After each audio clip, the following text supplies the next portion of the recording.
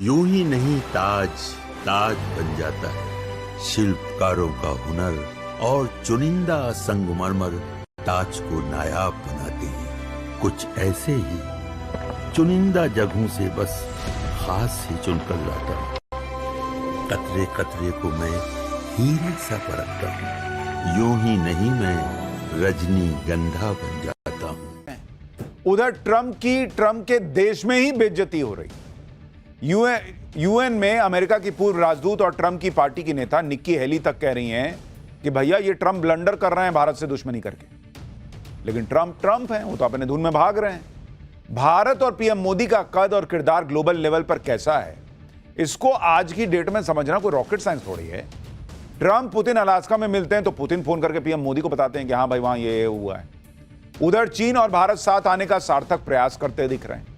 Rare earth material पर लगा प्रतिबंध चीन ने हटा लिया है, फर्टिलाइजर पर से प्रतिबंध हटा लिया है। सीमा विवाद को भी सुलझाने की दिशा में दोनों देश तेजी से आगे बढ़ रहे हैं।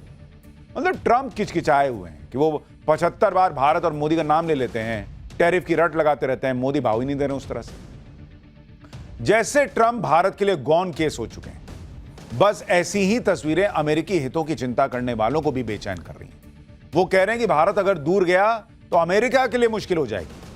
आज की क्लास में ग्लोबल चेस बोर्ड पर मोदी की चेक एंड मेट वाली चाल का पूरा एनालिसिस करूंगा, लेकिन शुरुआत इस रिपोर्ट से।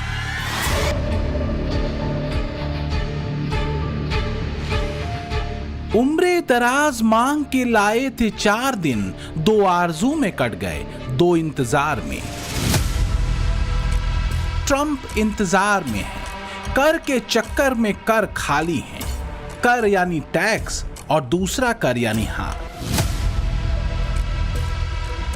टैरिफ वाले पैतरे में सब एक एक कर फंसे, लेकिन भारत ने अपने स्वाभिमान से समझौता नहीं किया और ट्रंप की टैरिफ वाली नाइंसाफी के आगे झुकने से मना कर दिया।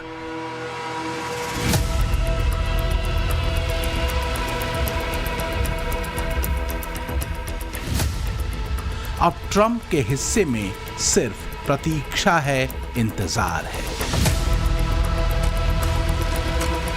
प्रतीक्षा बेचैन करती है, ट्रंप बहुत बेचैन है। भारत के साथ ट्रंप के व्यवहार को लेकर अमेरिकी एक्सपर्ट और उनकी ही पार्टी के लोग कहने लगे हैं कि कहीं देर न हो जाए रास्ता देखते देखते। क्योंकि न तो ये भारत 2014 से पहले वाला है और ना ही भारत के प्रधानमंत्री। अमेरिका की कमान का हिस्सा रहे लोग ट्रंप को ऐतिहासिक गलती करने वाला बता रहे हैं। वो पीएम मोदी से कह रहे हैं कि फिलहाल तो उन्हें सही वक्त का इंतजार करना चाहिए। पोटस यानी प्रेसिडेंट ऑफ यूनाइटेड स्टेट्स की छवि इतनी लाचार, इतनी अविश्वसनीय और इतनी कौतुक भरी कभी नहीं थी जितनी ट्रंप के दौर में हो चुकी है।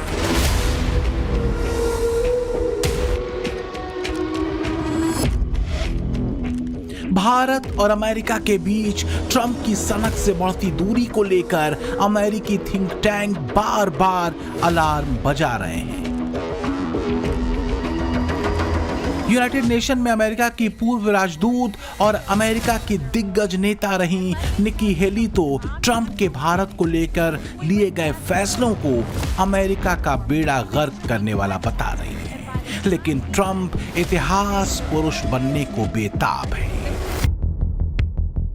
निक्की हेली ने न्यूज़वीक में एक लेख लिखा कि ट्रंप सरकार की विदेश नीति के 2 प्रमुख लक्ष्य चीन को पछाड़ना और शक्ति के जरिए शांति हासिल करने में भारत अहम भूमिका निभा सकता है। बावजूद इसके हालिया घटनाक्रमों ने भारत अमेरिका रिश्तों में तनाव बढ़ा दिया है। निक्की हेली ने विशेषज्ञों का हवाला देते हुए लिखा कि भारत को चीन की तरह विरोधी मानना एक बड़ी भूल होगी। भारत को दंडित करना अमेरिका की एशिया रणनीति को कमजोर कर सकता है। निक्की हेली ने ट्रंप को समझाया कि वो कितनी बड़ी गलती कर रहे हैं। निक्की हेली ने तर्क दिया कि भारत सबसे ज्यादा जनसंख्या वाला देश है, यंग वर्क फोर्स है, जबकि चीन की आबादी तेजी से बूढ़ी हो रही है। भारत दुनिया की सबसे तेजी से बढ़ती अर्थव्यवस्था है भारत का उदय चीन की वैश्विक महत्वाकांक्षाओं के लिए सबसे बड़ी चुनौती है, लेकिन चीन के विपरीत लोकतांत्रिक भारत का उत्थान फ्री वर्ल्ड के लिए खतरा नहीं है। निकी हेली आगे लिखती हैं कि अगर भारत अमेरिका के बीच व्यापारिक विवाद गहरा गया तो सबसे बड़ा फायदा बीजिंग को होगा, जो दोनों को एक दूसरे के खिलाफ खेलने की कोशिश करेगा। निकी हेली ने कुछ एक्सपर्ट्स का हवाला देते हुए यह भी कहा कि अमेरिका के लिए सबसे बड़ा सबक यह है कि चीन का सामना करना है तो भारत को दोस्त बनाए रखना जरूरी है।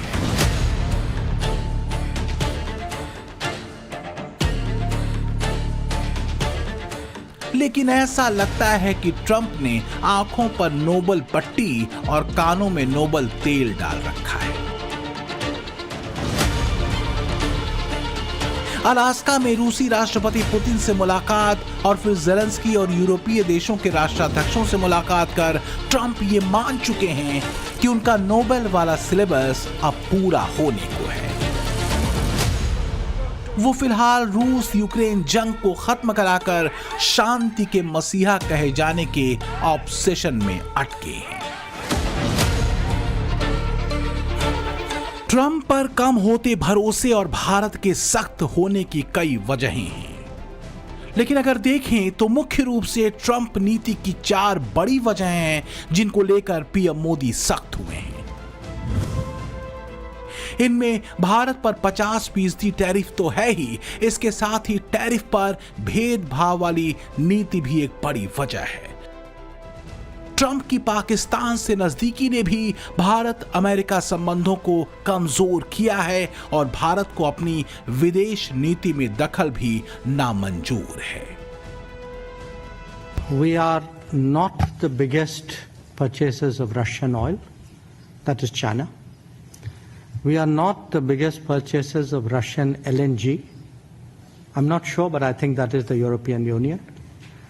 We are not the country which has the biggest trade surge with Russia after 2022. I think there are some countries to the south. We are a country where actually the Americans said for the last few years that we should do everything to stabilize the world energy markets, including buying oil from Russia. Incidentally, we also buy oil from America, and that amount has been increasing.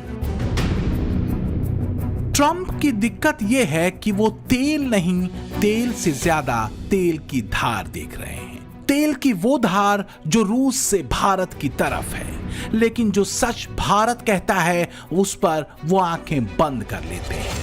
Trump को लगता है कि मोदी को अपने शर्तों पर झुकाया जा सकता है। ट्रंप को लगता है कि उनकी दादागिरी के आगे जैसे बाकी देश झुकते हैं, भारत भी झुक जाएगा। लेकिन यहीं वो भूल कर बैठते हैं। मुश्किल और टफ समय में भारत और पीएम मोदी सबसे ज्यादा मजबूत होकर उभरे हैं। इसको समझने के लिए हमें इतिहास के ज्यादा पन्ने पलटने की जरूरत नहीं। दुनिया देख चुकी है कि पीएम मोदी विपरीत परिस्थितियों में जो एक्शन लेते हैं वो एक कामयाब मिसाल बन जाती है।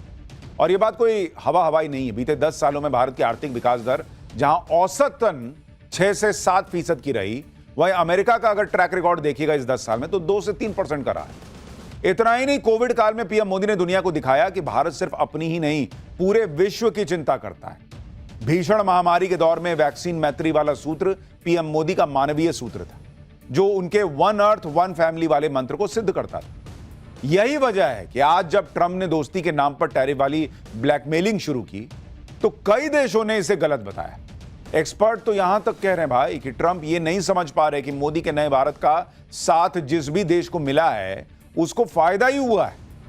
जैसे ब्रिटेन को समझ में आ रहा है, जुलाई में ही भारत के साथ उसने अब तक की सबसे बड़ी ट्रेड डील करके इस बात पर मुहर भी लगा दी कि एक्सपर्ट सही कह रहे हैं।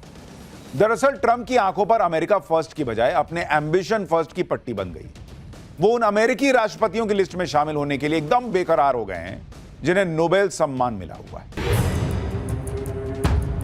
तो क्या नोबेल पुरस्कार पाने की सनक ने ट्रंप को अमेरिकी हितों को भी अनदेखा करने के लिए बाध्य कर दिया है?